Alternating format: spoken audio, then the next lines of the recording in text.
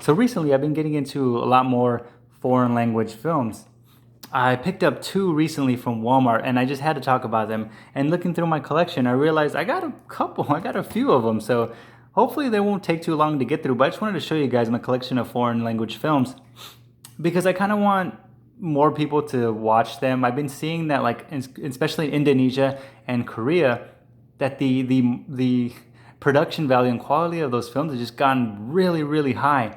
I feel like that's one of the reasons why these films have been held back, because people don't want to check them out because they look very cheap, because a lot of times they are, admittedly, and they're not really marketed well or presented well. They stick them in Walmart for like really low prices, and that doesn't really appeal to a lot of people.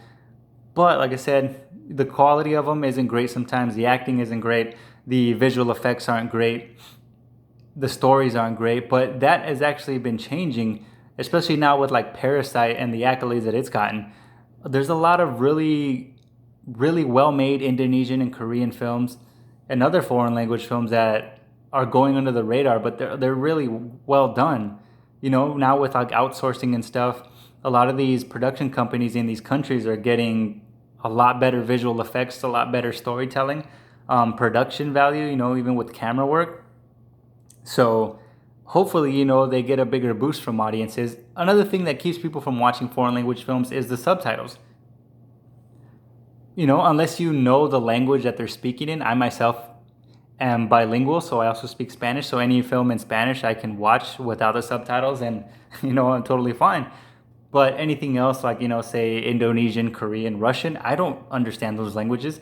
I know a little bit of German, but other than that, I'm kind of out of luck and I have to stick with subtitles. But I'm okay with that because I can multitask. I can watch the screen and read text at the same time. But some people can't, or some people just don't like doing that, and that's totally fine. But you also, won't be able to check out a lot of very great films for those reasons. But with all that said, let's get into it. First up, we have an underrated film, Alpha, directed by Albert Hughes, came out in 2018. Basically the story of how Dog became Nan's best friend, a sort of caveman-ish era, early Viking dude, gets separated from his tribe after a hunt and befriends a wolf after being injured. The visuals in this are pretty great. The budget wasn't too high, so some of the visuals aren't, stellar, but appealing is all hell. It is. I really hope, I was hoping we would get a 4K for this, but we didn't, and that's all right. It's understandable because, like I said, it wasn't a very, it was very underrated, and a lot of people didn't see it. So of course we weren't going to get a 4K, but which is a shame because I thought it looked really, really great and would have benefited from a 4K, especially in sales. But yeah, we have Alpha. The language spoken in this is actually a fictional language created specially for this film. So I can't tell you what it's called, but I find it interesting because the guy who actually created the language actually did the language of Kryptonian and Man of Steel. Also had a hand in the languages in Game of Thrones, so that was pretty cool. Next up, we have one of my favorite martial arts movies ever, Jet Li and Fist of Legend. This one has Japanese, Cantonese, and English audio. There's a part where there's a doctor that comes in. I believe he's British, but so it's in English. That's when I found out a lot about these movies after watching them, that there's a lot of segments where there's some English, and I found that pretty interesting. But yeah, this has Cantonese and Japanese because this takes place during the Japanese occupation of China, so there's a lot of tension between the two. Jet Li's character is actually studying abroad in Japan, and a lot of those two people don't like each other. His girlfriend is Japanese, so when he goes back, and they're like, "You're dating a Japanese woman." So it's really, really great martial arts film. It's actually a remake of the 1972 film Fist of Fury with Bruce Lee, I believe. I think it's 1972. Yeah. But yeah, very, very great movie. Check it out. Next up, we have another martial arts film, The Grandmaster. This is actually produced by Martin Scorsese. This movie is absolutely gorgeous. Try not to get too much glare. I have these in plastic wraps because I want to keep them nice and clean, dust-free, and neat. But yeah, I put this in a red case. Looks fantastic. Makes the black and white really pop. But yeah, this film follows the story of Ip Man, the master who taught Bruce Lee everything he knows. A little bit more biographical. It kind of chronicles his time in the war and afterwards, and losing his family and everything, and then all like the warring martial arts schools at that time as well. So this also features Mandarin, Cantonese, and Japanese audio. Very beautiful film to look at. It is great. I would hope this would get a 4K as well. That'd be awesome. Or does it? I'm not sure if it does. But anyway, next up we have Guardians. This is a Russian film in their attempt to kind of put a spin or their own spin on the superhero comic book genre. I saw this and I thought this doesn't look great, but there were some scenes where I was like, that looks really good, like scenes involving the ninja here. Some of those visuals are absolutely fantastic. He's a speedster and a ninja, and it's great. The things that he does, like cutting people up with his swords, awesome. And then you have a guy who turns into half bear man. I just thought that was so cool. If you've seen this, it's weird. It's these superpowered guys have to take down the scientist who's now like a supervillain. He's the guy that pretty much made them into what they are now, and they have to, this like government agency or whatever has to pretty much get them out of hiding to team up and take this guy down. Like I said, it's not a great film, but I wanted to see something different. I wanted to see what other countries were contributing to the superhero genre, because honestly, I wanted to see something different other than what we've been seeing with the American vision of superheroes, which in my opinion is getting kind of stale. So yeah, it's not great, but I the effort, an A for effort. Next up, we have Bong Joon-ho's really underrated film, The Host. Hopefully now more people will get to see a lot of his earlier work besides Parasite, because this film is great. I know a lot of people know Snowpiercer, but this is a fantastically made monster film. I remember seeing this in college. I was looking through the catalog of foreign films that they had, and this was on there, and I decided to check it out, and I absolutely loved it. Love this movie. This is featured in Korean audio, but there is some English as well in the beginning. There are some English doctors as well as American doctors, as well as the like soldiers and stuff that are American. So there's some English in this. Very, very great film. Check it out if you haven't. Next up, we have JCVD, Jean-Claude Van Damme playing no one other than Jean-Claude Van Damme. This is featured in French. There is some English though. Jean-Claude Van Damme kind of plays a vision of himself. It's very meta. Not an exaggerated version of himself, but sort of. He's going through a very messy divorce. The roles just aren't coming in. There's actually a very funny joke between him losing out a role from Steven Seagal. If you know Steven Seagal and Jean-Claude Van Damme's history of not liking each other, it's a very funny moment, especially if you know the two's history. But this movie is absolutely great. I thought it's very underrated. Not a lot of people have seen it. I'm going to put this actually on my list of hidden gem films when I do another one, because I would love for people to see more of this. Jean-Claude Van Damme goes to, after his messy divorce and everything, he goes to this post office, I believe, to withdraw some money he got from his agent or lawyer. I think it's his agent. And gets caught in the middle of a robbery. So he's being held hostage and a whole bunch of things are happening. There's a great monologue in between the movie where it kind of switches sets, and the seat he's sitting on kind of rises from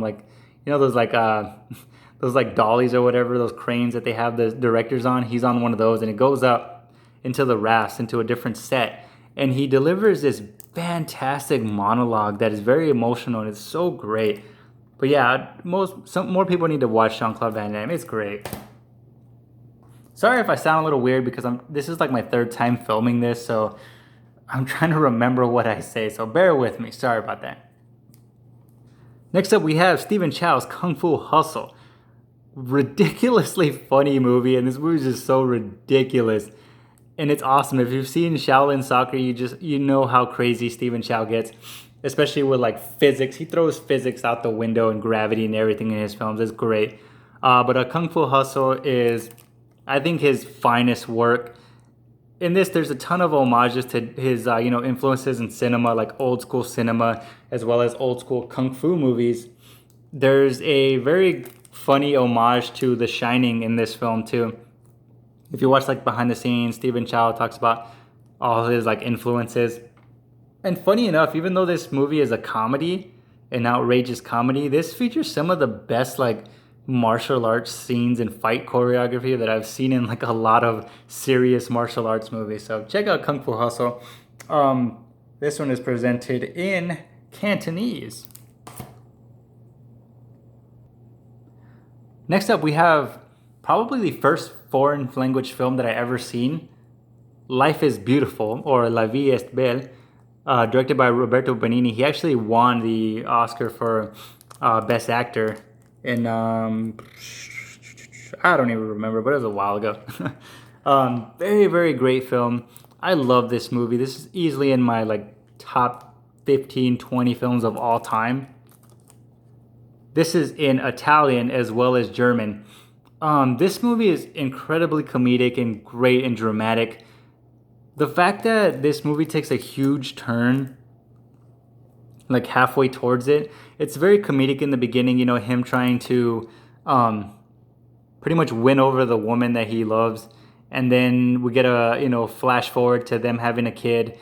And then it just takes this huge dramatic turn when the Germans invade and pretty much take his whole family to a concentration camp, and him trying to navigate his son and making sure that he doesn't know what's going on in these places because he knows what's about to happen. And the fact that it's comedic and the ending is just so heartbreaking. It's funny throughout the whole movie until the very end, and you just realize just how dark it is. But a great, great movie, Italian and then German audio. Next up, we have two great Indonesian films. The Raid and The Raid 2, directed by Gareth Edwards. I believe he is American. So the fact that he was able to kind of infuse that with Indonesian filmmaking is absolutely fantastic. Put this in a red case. It looks great. I need to find a red case for this one. But The Raid and The Raid 2, The Raid, the first one, I remember watching it and thinking like, holy crap, like the action scenes are insane. And then the second one just amped them up because, you know, they got a bigger budget. This is very self-contained, and this one just amps up the action and everything to 10 or 11. Great, great movies if you haven't seen them. I don't know too many people that don't like these films, but they're great. So I don't really have to talk too much about them. Next up, we have the Norwegian film Troll Hunter. Oh man, I can't talk enough about this. This is another one that's going to go on my hidden gems. I also got this recently if you saw my last Blu-ray haul. These three filmmakers, college filmmakers, go to the backcountry of Norway where there's a lot of bear attacks. And they start to follow this guy who ends up becoming a troll hunter who allows them to film him because he's tired of the logistics and the politics behind this troll hunting business. He's an older guy and he's like, it's time for someone new to step up and we don't even get benefits. So yeah, very, very great film. It's presented in found footage style. Not a huge fan of found footage, but this one I think just does it very well. Check out Troll Hunter if you haven't. Great, great movie. There is actually a bit of English in this as well. Sorry, I forgot to mention that. As well as The Raid 2, there's a spot in The Raid 2 where there's Chinese as well because they're actually at war with the Chinese.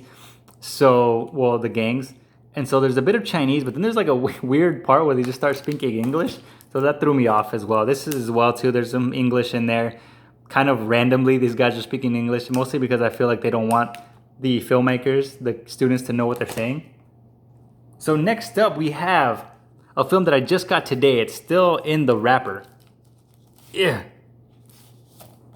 Gundala, Rise of a Hero. This is an Indonesian film. This is their first movie in an MCU-style connected universe. The production company that made Gundala actually owns the rights to a plethora of these Indonesian superheroes and comic book characters. There's supposedly 1,000 characters. I'm like, geez, that's insane. And this is the first one in a hopefully MCU style universe with all these characters. They actually do set up a couple characters and a couple storylines that will hopefully follow up in different films. I'm really looking forward to that because I saw this on an Out and About video and I thought, oh, that's kind of interesting. Like, that looks whatever. And I looked it up for some reason. I don't know, I was just intrigued with the look of it. So I looked it up. I looked up the trailer and it looked pretty damn good. And then I was able to stream the film, and it was great. I loved it so much. The fight scenes are great as well. They actually have the fight choreographer from The Raid, I believe, because a few characters from The Raid are actually in this. So I'm guessing some of them had a hand in the fight choreography, which is great. You can tell that a lot of times these guys weren't using stunt doubles. So a lot of the movements are a bit stiff, but honestly, I can forgive that. And the visuals in this are really great. The story is about this guy. We follow him from his childhood, losing his parents through violence and corruption in his country. It also kind of mirrors like what's going on nowadays. It features real world issues with superheroes. So I thought that was really interesting. So that's why I'm really looking forward to a lot of these superhero genres in other countries, because it's great. But check out Gandala if you haven't. And last up, we have The Witch. Subversion, and different parts that'll be called The Witch Part 1 Subversion. This is the first in a proposed trilogy, which I really hope also gets made. I was able to find this at Walmart for $12. Gandala was $15 at Walmart. I think it's the only place I was able to find it. I had to go to a Walmart like kind of far from here to get it, because the Walmarts near my place didn't have it, and I also only was able to get I was only able to order it online at Target and Best Buy. They didn't have it in store, but I was like, I gotta have this movie now. So I made the drives and got it. But The Witch is available at a ton of Walmarts. I also saw this and thought, oh, that looked kind of interesting. So I looked it up. I was able to stream it. Fantastic, fantastic movie. This is Korean, but it also has some English in it. I noticed a lot of Korean stuff has a lot of English in it, especially with their with their music as well. If you listen to K-pop, a lot of their stuff is, they have a lot of English parts too. But yeah, The Witch is about a girl who witnesses her parents get murdered pretty violently, and then she is found in the woods like near death by this couple, and they take her in and raise her, and she has really no memory of her past and her old parents, except for like crazy nightmares. And one day she enters into a singing competition where she gets pretty popular, and that attracts the attention of the people who murdered her family, as well as these teenage like superpowered assassins. What are the main guy? This guy, he's great. Like he's like super sarcastic and kind of a douche, but it's awesome. He's like a superpowered like jerk, and it's great. The action in this, deliriously entertaining action. They're not wrong about that. The scenes in this where they're fighting is crazy. The visuals aren't great, but like I said, it's a film that, it's from a production company with like, not the hugest budget. So they do what they can with what they have, and what they do with what they have is great. But check out The Witch if you haven't. So that was it, you guys. My collection of foreign language films. Hopefully you guys have seen some of these. Let me know what you think of these if you have seen them. And hopefully it'll get you guys into watching more foreign language films. Thank you guys for watching. Thank you very much. Like, comment, subscribe if you haven't, and see you next time.